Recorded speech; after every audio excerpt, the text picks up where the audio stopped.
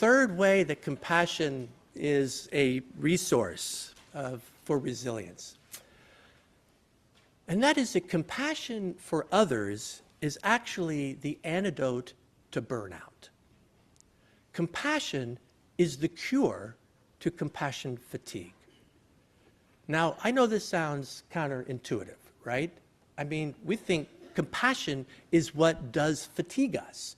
It is pouring ourselves out and offering ourselves and absorbing people's pain. But in truth, that's not what the research shows. The research shows that compassion is not depleting, it's replenishing. That compassion, when we are in genuine compassion, is actually physically, emotionally, and spiritually restorative. It does not lead to exhaustion and fatigue. So what's going on? Well, the issue is we have a false understanding of compassion and we confuse it with empathy.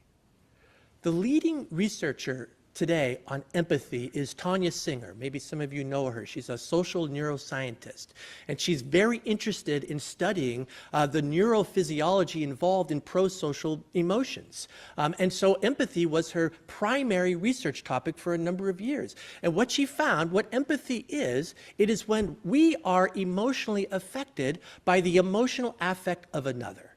It is when we feel their pain, when we take that on and experience that. And what she found was in the brain, she actually found where empathy is located. When we see somebody's pain, we feel pain. The part of our brain that gets activated is the part that activates when we are in the same kind of pain.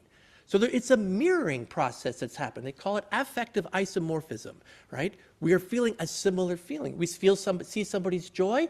The way we feel joy and the joy we know gets activated and that parts of our brain happens, right? So she's studying all this and she writes on this and realizes that this is what empathy is, right?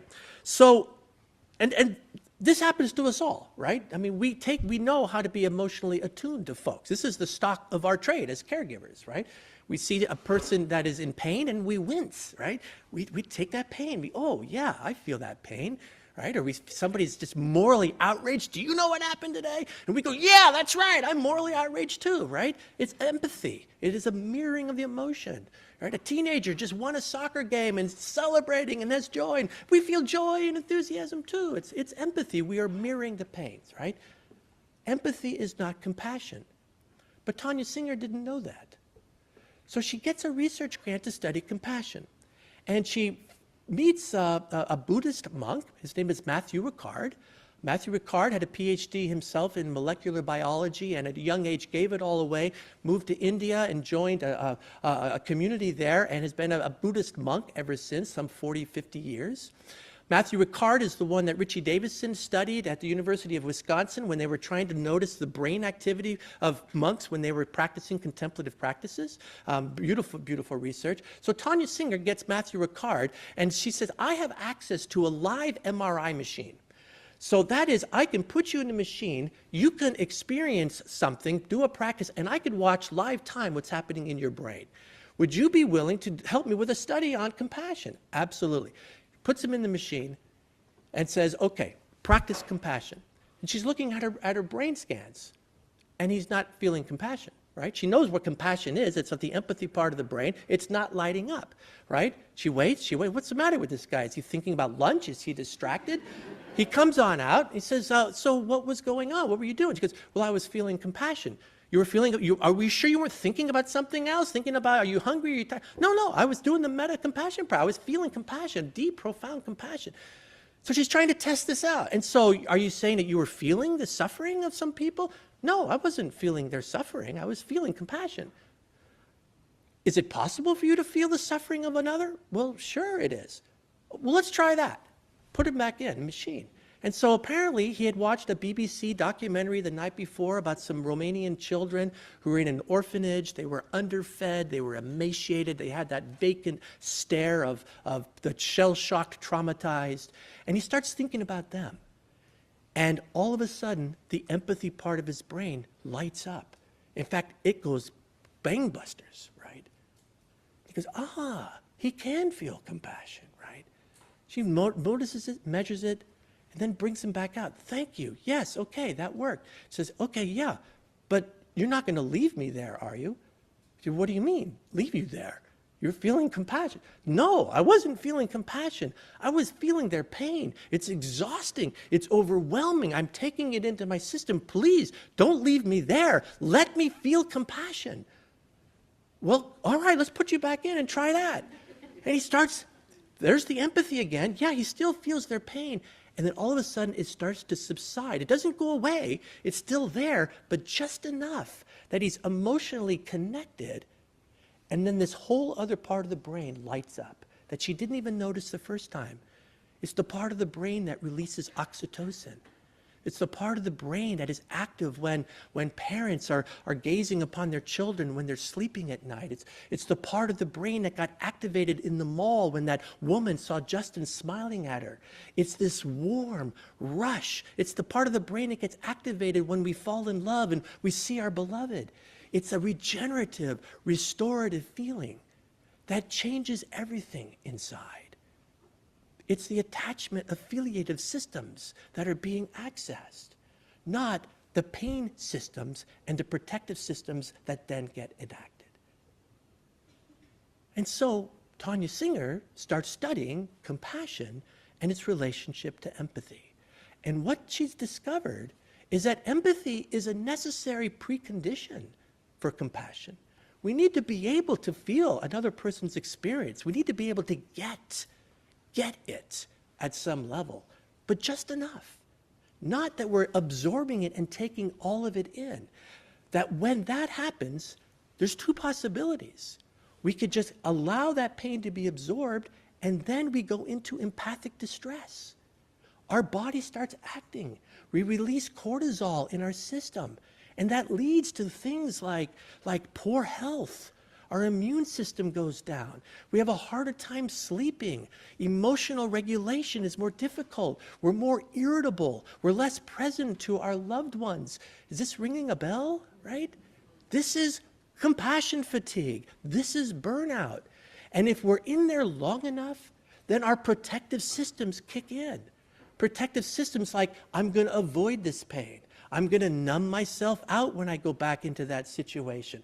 I'm going to hope that I get some other pick when I don't have to go on those rounds in that particular ward. We're going to withdraw. We're going to recede. We might attack people. We might start getting into fix-it mode just to make it all go away so we don't have to face it anymore, none of which are compassion, right?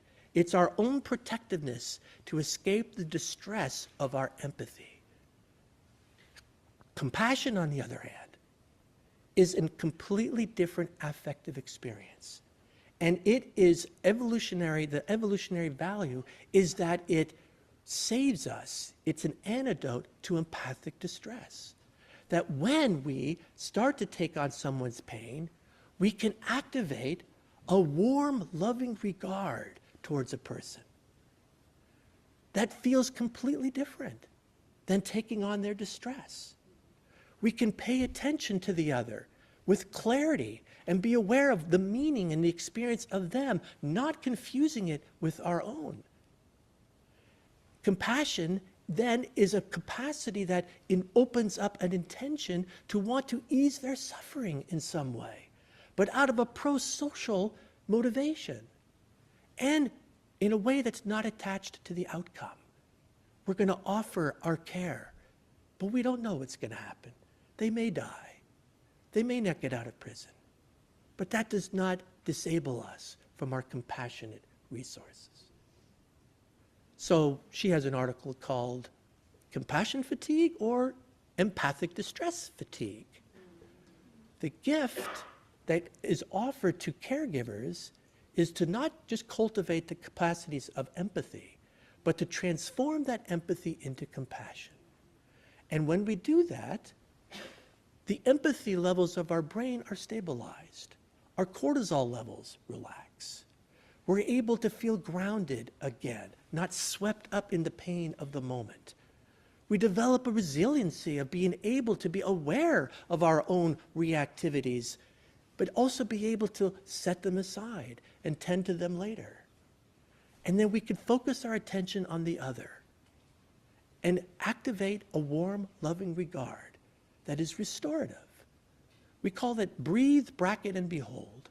When we're taking on too much pain or we're too activated, just breathe. Let me just catch my breath. Let me restabilize.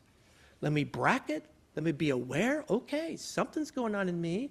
I'm going to need to attend to this when I meditate after this is over. I'm going to bracket it for now. And then behold the other. Put our attention on them and truly pay attention to their experience and their meaning, while activating a loving regard that's just sending like a warm energy of care towards these people. Tania Singer has discovered that that kind of energy is restorative. We get tired at the end of a day of that, but it's the exhilarating tired of after going on a long run or making music or dancing or creating art. It's a weariness that feels exhilarating, that we do need to sleep and tend to our bodies, of course.